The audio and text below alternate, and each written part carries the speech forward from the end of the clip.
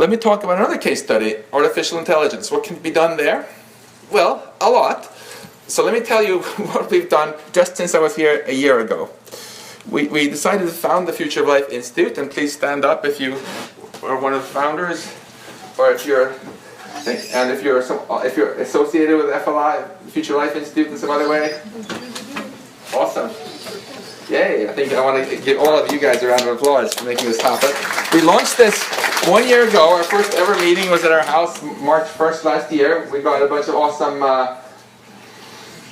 scientists and others to join.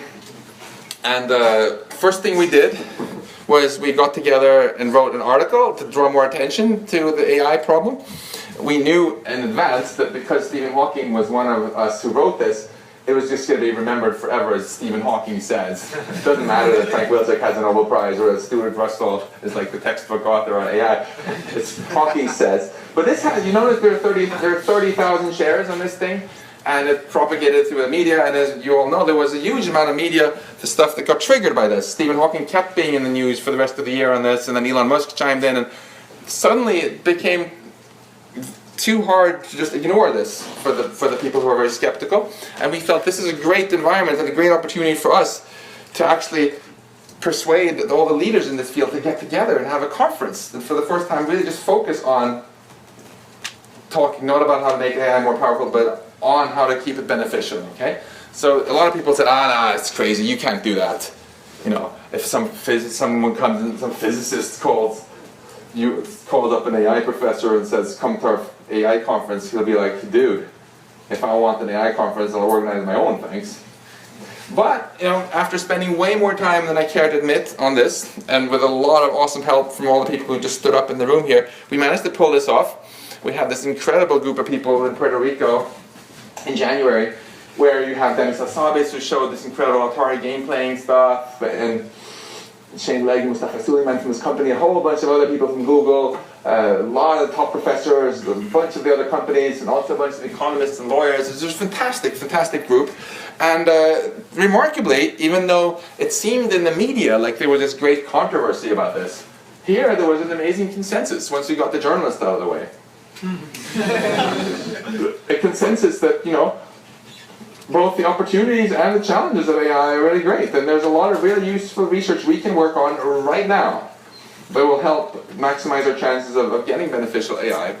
And we didn't stop at that. We also had a lot of brainstorming throughout last fall and at the meeting about what specifically we could do, and there's an 11-page document you can find on our website full of specific things. And we wrote this open letter, which basically says that we have to redefine AI, the goal of AI, from just making things as smart as possible to making things beneficial. And basically everybody at the conference signed it, and then another 5,000 people signed it too. And that's amazing. Now we have basically a who's who of AI who have endorsed this. So this is whereas a year ago when I was here speaking, this was a fringe view, and a lot of young people in AI were afraid to even talk about this for fear of being viewed as cuckoo or a weirdo. Nobody can dismiss this kind of concern anymore, because then they're implicitly saying that the founders of deep learning who have signed here are idiots, or the president of the biggest AI society in the world, and the ex-president and the ex-president before that are all idiots, you know. So it really helped legitimize having a serious discussion about this. And then, adding to the fun, Elon Musk was at the conference, and he's like, okay, I hear you guys. You have a bunch of research you want to do to make AI safe. You say you need some resources to do it. Here are some resources. Here. And then he gave $10 million to our organization. And we used this to launch this grants program so here's what Elon had to say about this. We have the cinematographer Maya made this video. It's very obvious to me that humans should attempt to make the future of humanity good. And the coolest part of all is, beforehand, you know, this was portrayed in the media largely as Elon Musk and us attacking the AI community, and they all thought we were somehow and they saw us as enemies. But what you see here is that's not at all the way the conference went down. The AI people there were excited. They're like, yes, of course, we want to be socially responsible and keep stuff safe. And so you'll hear the response here from. It's very obvious to me that from the president humans of should attempt. the Association for the Advancement of AI. I was really excited to see the announcement today that Elon Musk is going to make a significant investment in research in safety in artificial. You can watch the rest on our website, but the point is he didn't say, oh, I'm really pissed off that Elon Musk is attacking us here like this. He's like, yes, thank you, Elon, this is awesome, we want to do this.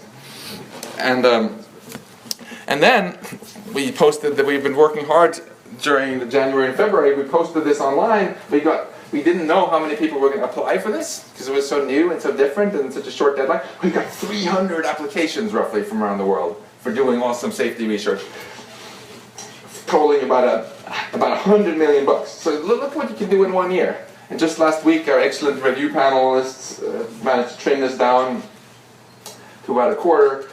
And now these people, all these awesome researchers around the world are busy writing these long grant proposals for a final showdown in June.